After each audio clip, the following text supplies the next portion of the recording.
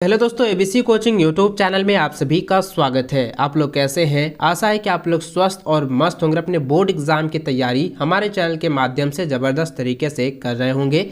आज की इस वीडियो में क्लास 11 विषय केमिस्ट्री के most important BBI objective question बताने वाला हूं, जो कि आपकी बोर्ड परीक्षा में पूछे जाएंगे। तो सभी छात्र इस वीडियो में बताए गए सभी क्वेश्चन को अपने कॉपी में नोट कर लीजिए और परीक्षा से पहले इन सभी क्वेश्चन को अच्छे से रिवीजन कर लीजिएगा, याद कर लीजिएगा। और सभी से रिक्वेस्ट है कि आप हमारे चैनल पर नए हैं तो चैनल को सब्सक्राइब करने के साथ बेल आइकन को प्रेस कर लें। वीडियो अच्छी लगे तो वीडियो को लाइक अपने सभी दोस्तों के साथ शेयर जरूर करेंगे। तो चलिए दोस्तों, क्वेश्चन को जानने से पहले इसके कुछ समान निर्देश के बारे में जान लेता हूँ। तो देखिए दोस्तों, मैं आप लोगों को बता दूं कि जब आपका मार्कशीट आप लोगों को दिया जाएगा परीक्षा भवन में, तो सबसे पहले जो आपका जो नाम है, रोल नंबर यानी कि रोल कोड, रोल नंबर, पंजीयन संख्या जो आपका रजिस्ट्रेशन नंबर है वो आपको देखना है। परीक्षा की तिथि यानी कि आपका किस डेट में एग्जाम्स लिया जा रहा है, किस पाली में आपका एग्जाम्स होगा और किस विषय का आप एग्जाम्स दे रहे हैं, उसको आपको जो है मार्कशीट में अच्छे से भरना है। साथ ही दोस्तों, आपको जो है याद रखना है कि आपने जो है रजिस्ट्रेशन के समय और परीक्षा फॉर्म भरते समय जो हस्ताक्षर आपने किया है वही हस्ताक्षर जो है आपको मार्कशीट पर जो है करनी है। अन्यथा दोस्तों, अगर अलग अलग हो जाएगा तो आपका जो है मार्कशीट आपको अमान्य हो जाएगा, आपका रिजल्ट नहीं आएगा। साथ ही दोस्तों, मैं आपको बता दूं कि आपके जो है एग्जाम में जो है कुल प्रश्नों की संख्या जो है 40 होने वाली, जो कि पूरी तरह से बहुकल्पिक रहेंगे, यानी कि मल्टीपल चॉइस क्वेश्चन रहेंगे, एमसीक्यू टाइप के क्वेश्चन दिए जाएंगे। और सभी प्रश्नों में जो है प्रत्येक प्रश्न का जो है एक एक अंक निर्धारित किया गया है। और दोस्तों, सभी में जो है 4-4 आप लोगों को विकल्प दिए जाएंगे और जो सही विकल्प होगा उसको चुनकर जो है मार्कशीट पर जो है आपको जो है उत्तर को जो है गोले को काला करना है। यानी दोस्तों, आपको ध्यान रखनी है कि आपको जो हमेशा जो है नीला या काला बॉल पेन का ही प्रयोग करनी है। अगर आप पेंसिल से जो है मार्कशीट को रंगाते हैं तो आपका जो मार्कशीट वाला जो सीट है वो पूरी तरह से रद्द हो जाएगा, कैंसिल हो जाएगा, फिर आपका रिजल्ट नहीं आएगा। साथ ही दोस्तों, मैं आपको बता दूं कि यहाँ पे देखिए, आगे यहाँ पे लिखा है कि परीक्षा भवन छोड़ने से पहले जो है ओमार उत्तर जो है पत्रक यानी कि उत्तर सीट को अपना जो ओमार सीट है उसको जो है वीक्षक को लौटाने के बाद ही आप लोग जो है भवन से बाहर निकलेंगे।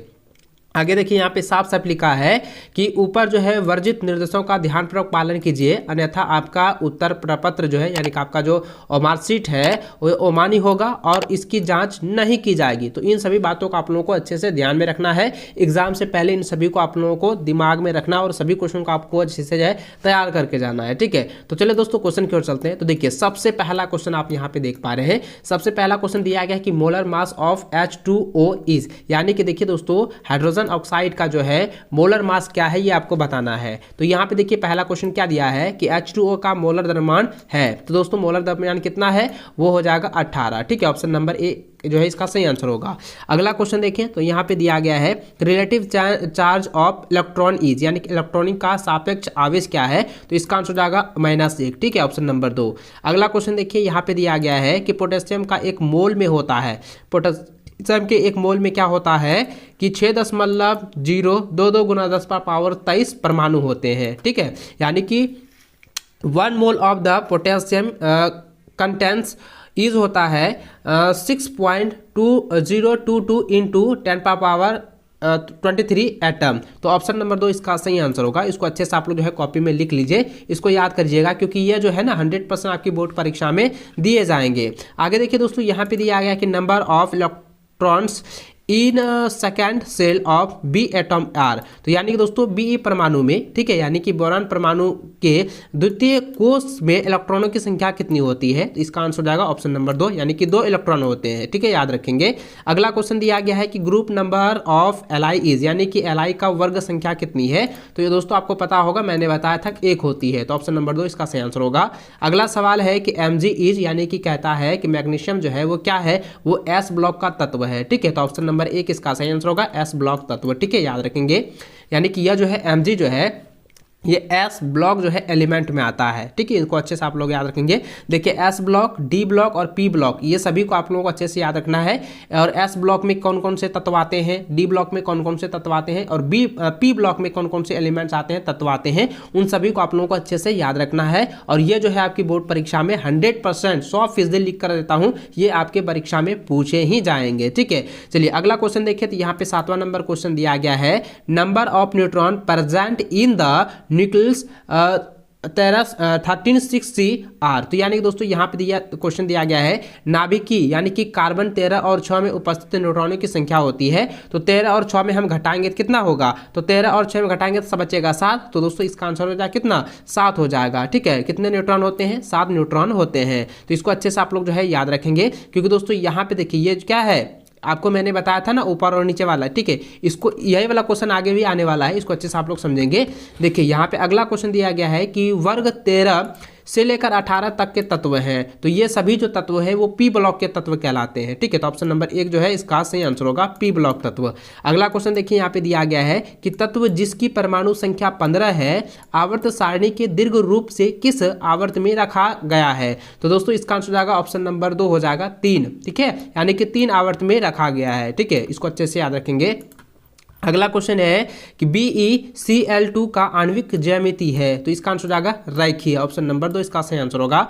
अगला क्वेश्चन है कि H2 अणु का आबंध कोटि है, यानी कि बाउंड अंडर, ठीक है, bond order of H2 molecules is, यानी कि यहाँ पे क्वेश्चन ये कह रहा है कि हाइड्रोजन, ठीक है, यहाँ पे हाइड्रोजन का जो अणु आबंध होते हैं वो कितने कोटि में है, तो उसका आंसर हो जाएगा 1 कोटि में। तो ऑप्शन नंबर आपका 2 सही आंसर होगा 1। ठीक है, याद रखेंगे। चलिए अगला क्वेश्चन 12 नंबर दिया गया है कि हाइड्रोजन ऑक्साइड यानी कि H2O यानी कि जल में ऑक्सीजन का प्रसंकरण होता है तो sp3 में होता है, याद रखेंगे sp3 में होता है। ऑप्शन नंबर 2 इसका सही आंसर होगा। अगला क्वेश्चन दिया गया है कि the number of bonding pair of electrons of SO2 is, यानी दोस्तों SO2 के इलेक्ट्रॉनों का जो आबंध युग्म है उसकी संख्या कितनी होती है, क्योंकि यहाँ पे पूछा गया number of the bonding pair, तो इसका आंसर हो जाएगा ऑप्शन नंबर 2 हो जाएगा, यानी कि 2 आबंध होते हैं। ठीक है, 2 आबंधी युग्म संख्या होती है। ठीक है, याद रखेंगे। अगला क्वेश्चन दिया गया है, जरा ध्यान दीजिएगा, ये काफी VVI है और ये रिपीटेड क्वेश्चन भी पूछा गया है और ये प्रीवियस ईयर में भी पूछा गया था। लगातार 3 वर्षों से ये सवाल पूछा जा रहा है और इस बार भी पूछने का चांस है। तो देखिए यहाँ पे सवाल दिया गया है कि बायल का नियम गणितीय रूप में लिखा जाता है, तो दोस्तों इसका आंसर क्या हो जाएगा, P जो है वो स्थिरांक होता है और इंटू जो है 1/v होता है। ठीक है, इसको अच्छे से याद रखेंगे। तो ये ऑप्शन नंबर 2 इसका सही आंसर होगा। चलिए अगला क्वेश्चन 15 नंबर, यहाँ पे जरा ध्यान दीजिएगा, ये VVI है और ये रिपीटेड क्वेश्चन भी है, इसको ध्यान दें। तो यहाँ पे लिखा है कि जब दाब वायुमंडल में और आयतन लीटर में व्यक्त किया जाता है तो मोल गैस STP पर 273 केल्विन और 1 वायुमंडल दाब पर 22.4 L आयतन घेरती है तो R का मान होगा। तो देखिए नॉमरिकल है, इसको आप लोगों को बनाना है। तो दोस्तों इसका अगर R का मान निकाले तो इसका आंसर जाएगा 0.0821 L एटम के पावर -1 मोल पर पावर -1। इसको अच्छे से आप लोग जो है याद रखेंगे, ये इसका आंसर हो जाएगा। इसको अच्छे से आप लोग रिपीट कर लीजिएगा क्योंकि इस बार जो है पूछे जाएंगे।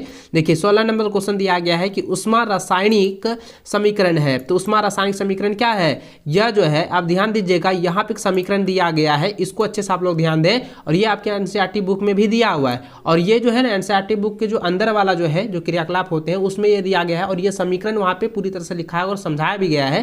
तो दोस्तों यह जो समीकरण है यह जो है यह दहन एथोलेपी का है। ठीक है, यानी कि ये हो जाएगा एथोलेपी ऑफ द कम्ब्यूस्टाइन। तो इसका आंसर क्या हो जाएगा, ऑप्शन नंबर 2 हो जाएगा दहन एथोलेपी का। ठीक है, तो ऑप्शन नंबर 2 इसका सही आंसर होगा। चलिए अगला क्वेश्चन देखिए, यहाँ पे दिया गया है कि इन चेंज ऑफ स्टेट Hg1 देखिए एरो है HGS सिंग ऑफ एंट्रोपी चेंज इज, यानी कहता है अवस्था परिवर्तन। ध्यान दीजिएगा यहाँ पे सवाल ये है कि अवस्था परिवर्तन Hg1 और तीर चिन्ह HGS के एंट्रोपी परिवर्तन का चिन्ह है। तो ये परिवर्तन का जो चिन्ह यहाँ पे दर्शाया गया है यह जो दोस्तों होगा ये हो जाएगा, देखिए यहाँ पे क्या है, यहाँ पे triangle S equal two plus VE हो जाएगा। तो ऑप्शन नंबर 1 जो है इसका सही आंसर होगा, इसको अच्छे से याद रखेंगे। अगला क्वेश्चन देखिए 18 नंबर दिया है कि यदि ट्रायंगल G ग्रेटर देन 0 हो तो, शून्य हो तो, यानी कि O हो तो, यहाँ पे ऑक्सीजन दिया गया यहाँ पे लेकिन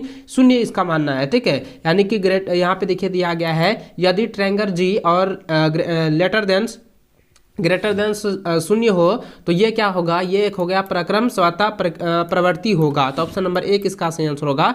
चलिए अगला क्वेश्चन देखिए 19 नंबर, यहाँ पे दिया गया है कि the value of pH of 0.1 m NaOH solution is equal to. तो यहाँ पे ये कह रहा है कि 0.1 m NaOH विलेन का pH का मान क्या होगा? तो दोस्तों ध्यान दीजिएगा, या NaOH का जो है pH का मान ज्ञात करने के लिए कह रहा है, तो इसका आंसर क्या हो जाएगा? 13 हो जाएगा। ऑप्शन नंबर 1 इसका सही आंसर होगा। ठीक है, इसको अच्छे से आप लोग याद रखेंगे। चलिए अगला क्वेश्चन देखिए, 20 नंबर, यहाँ पे 20 नंबर दिया गया है कि उत्कर्मणीय अभिक्रिया A+B, ठीक है, उसके बाद C+D के लिए समान स्थिरांक Ke है, तो Ke का क्या हो जाएगा? तो C जो है दोस्तों ध्यान दीजिएगा, C और D की क्या हो जाएगा? ये अंश हो जाएगा और नीचे वाला ये हर बन जाएगा, तो ये क्या होगा यहाँ पे? इसका आंसर क्या हो जाएगा? ऑप्शन नंबर 2 हो जाएगा, CD/AB। ठीक है, ऑप्शन नंबर 2 इसका सही आंसर होगा। अगला क्वेश्चन 21 नंबर दिया गया है कि स्पीसीज OH- है, तो ये क्या है? लुईस क्षारक है, तो ऑप्शन नंबर 2 इसका सही आंसर होगा। चलिए अगला क्वेश्चन देखिए, क्या दिया गया है कि ऑक्सीकरण है, तो ऑक्सीकरण क्या है? किसी स्पीसीज द्वारा इलेक्ट्रॉनों का निष्कासन है, तो ऑप्शन नंबर 1 इसका सही आंसर होगा। अगला क्वेश्चन दिया गया है 23 नंबर कि 3Mgs + N2G, उसके बाद देखिए इसको जो है हीट किया जा रहा है, गर्म किया जा रहा है, तो Mg3N2S ईच, तो यानी कहता है कि 3Mgs + N2G इसको गर्म करने पर Mg3N2 जो प्राप्त होता है, यह क्या है? यह कौन सी अभिक्रिया है? तो दोस्तों इसका आंसर जाएगा, यह जो है एक योग अभिक्रिया है, तो ऑप्शन नंबर 2 इसका सही आंसर होगा। चलिए अगला क्वेश्चन 24 नंबर दिया गया है कि इन द रिएक्शन, इसमें जो है ये जो समीकरण आप देख रहे हैं, इस समीकरण में जो है कौन सी अभिक्रियाएं हो रही है, कौन सी जो है अभिक्रिया यहाँ पे बताया जा रहा है, तो ध्यान दीजिएगा दोस्तों, यह जो है SO2 + 2HNO3 तिरचीन H2SO4 + 2NO2 है, यह जो अभिक्रिया है, यह दोस्तों यहाँ पे ध्यान दीजिएगा, HNO3 एक ऑक्सीकरक है, ठीक है, ऑक्सीजन एजेंट है, तो यहाँ पे क्या हो जाएगा? ऑप्शन नंबर 1 इसका सही आंसर होगा, क्योंकि आप यहाँ पे हिंदी में देखें तो यहाँ पे साफ साफ लिखा है कि अभिक्रिया जो है SO2 + 2HNO3 तिरचीन H2SO4 + 2NO2 है, तो 2NO2 है, तो यहाँ पे देखिए ये जो है प्रतिफल जो निकल रहा है, ये क्या है? इसमें जो है ना HNO3 जो है ये ऑक्सीकारक है, ठीक है, याद रखेंगे ये क्या है? ऑक्सीकारक है। चलिए अगला क्वेश्चन देखिए, 25 नंबर दिया गया है कि देखिए प्रोटीनियम इज, तो प्रोटीनियम इज क्या हो जाएगा? 1H हो जाएगा, ऑप्शन नंबर 2 इसका जो है सही आंसर होगा। ठीक है, यहाँ पे चलिए अगला क्वेश्चन 26 नंबर दिया गया है कि अभिक्रिया in the reaction PbS + 4H2O2 AQ तिरचिन है X, ठीक है, X + 4H2O AQ X is, यानी कहता है यह जो X तत्व है, इस तत्व का नाम क्या है? तो देखिए जिस तरह से आपने यहाँ पे देखा था PbS, ठीक है, ये PbS था, और यहाँ पे देखिए जरा ध्यान दीजिएगा, और यहाँ पे क्या है? इसके साथ में जो है 4H2O है, तो इस दोनों के साथ क्या है? अभिक्रिया हो रहा है, रिएक्शन हो रहा है, तो अभिक्रिया होने के बाद जो है यहाँ पे ये पूछा गया था, इस जो तत्व है यहाँ पे क्या होनी चाहिए? तो दोस्तों यहाँ पे क्या होगी? तो PbSO4 हो जाएगा। ठीक है, तो ऑप्शन नंबर आपका 1 सही आंसर होगा, इसको अच्छे से याद रखेंगे।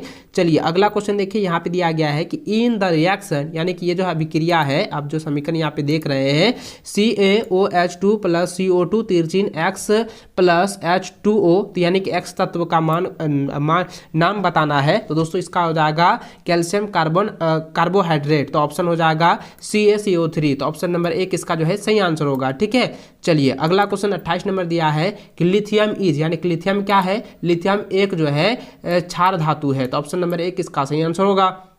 चलिए अगला क्वेश्चन 29 नंबर है, दिया गया है कि the first number of group 13 is, यानी कहता है यहाँ पे कि वर्ग 13 का प्रथम सदस्य क्या है? तो प्रथम सदस्य क्या है? बोरान है, तो ऑप्शन नंबर बी इसका, ऑप्शन नंबर 3 जो इसका सही आंसर होगा बी। ठीक है, याद रखेंगे। अगला क्वेश्चन है कि H3BO3 इज, यानी कहता है यहाँ पे H3 और BO3 है, तो ये क्या है? ऑर्थोबोरिक अम्ल है, तो ऑप्शन नंबर 3 इसका सही आंसर होगा। अगला क्वेश्चन है कि CO इज, यानी कि CO इज, ये क्या है? CO क्या है? यह एक उदासीन ऑक्साइड है, तो ऑप्शन नंबर 1 इसका सही आंसर होगा। अगला क्वेश्चन देखिए, यहाँ पे ये तो सबसे पहले तो ये बेंजीन है, तो आप लोगों को पता ही है, क्योंकि इसके बारे में मैंने आपको पहले बताया था। ऐसी संरचना आप लोगों को दिखे तो हमेशा याद रखिएगा ये क्या, किसकी संरचना है? यह एक बेंजीन की संरचना है, तो ऑप्शन नंबर इसका जो है 1 इसका आंसर सही होगा, ये बेंजीन है। ठीक है, चलिए अगला क्वेश्चन देखिए, यहाँ पे 33 नंबर दिया गया है कि एल्कोहल का आपेयिक समूह अनुगलन है, तो यानी कि इसका क्या हो जाएगा, माइनस ऑल हो जाएगा, माइनस ऑल। ऑप्शन नंबर 2 इसका सही आंसर होगा। ठीक है, याद रखेंगे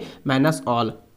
चलिए अगला क्वेश्चन देखिए, यहाँ पे दिया गया है CH3, इसको अच्छे से आप लोग पढ़ेंगे। CH3 CH2 CH2 CH2 CH3 is, यानी कि ये जो समीकरण है ये क्या है दोस्तों, आपको मैंने बताया था इसके संरचना सूत्र। तो संरचना सूत्र में अगर आपको हम इसको कन्वर्ट करके दें तो यहाँ पे जरा ध्यान दीजिएगा, सी क्या गो 1 2 3 4 5 गो है। तो हम इस तरह से आप लिख सकते हैं ना, इस तरह से आप ऐसे आपको जो है इस तरह से 5 को जो है सी ले लिए और सब जगह जो है आपको एच एच एच जो है मान यहाँ पे बैठा देना है। तो ऐसी संरचना को हम क्या कहते हैं, इसको हम लोग कहते हैं पेंटेन, क्योंकि 5 गो कार्बन है तो 5 गो कार्बन किस में आता है, तो पेंटेन में आता है। तो ऑप्शन नंबर 2 इसका सही आंसर होगा। चलिए अगला क्वेश्चन देखिए, 35 नंबर दिया है कि नाभिक स्नेही है। तो यहाँ पे देखिए नाभिकीय स्नेही क्या है, HS माइनस हो जाएगा। तो ऑप्शन नंबर आपका 1 सही आंसर होगा। चलिए 36 नंबर देखें, तो यहाँ पे दिया गया है कि यूपीएक नेम इज, यानी कि ये जो समीकरण आपके सामने दी गई है। चलिए आपका यहाँ पे समीकरण जो दिया गया है कि CH3COH देखिए यहाँ पे CH2 और CH3 है। तो ये क्या है, ये कौन सी मेथड है, ये आपको पूछा गया है। तो दोस्तों इसका जो आंसर हो जाएगा ना, इसमें क्या हो जाएगा कि ध्यान दीजिएगा, इसमें क्या है, इसमें देखिए C क्या गो 1 2 3 4 5 गो है। तो यहाँ पे क्या हो गया, तो जरा ध्यान दीजिएगा, इसमें 2 मेथल है। ठीक है, 2 यहाँ पे क्या है, मेथल है, और ब्यूटेन कितना है 2 और 0 1 है। तो इसको अच्छे से आप लोग याद रखेंगे। ऑप्शन नंबर 1 इसका सही आंसर होगा। ठीक है, चलिए यहाँ पे देखिए ये जो क्या लिखा है हिंदी में आप लोग देख लें, तो यहाँ पे लिखा है 2 मेथल ब्यूटेन 2 - 2 ऑल। ठीक है, तो इसका आंसर हो जाएगा ऑप्शन नंबर 1। ठीक है, इसको अच्छे से याद रखेंगे, ये समीकरण आप लोगों के लिए काफी BI है और ये एग्जाम में पूछे जाएंगे।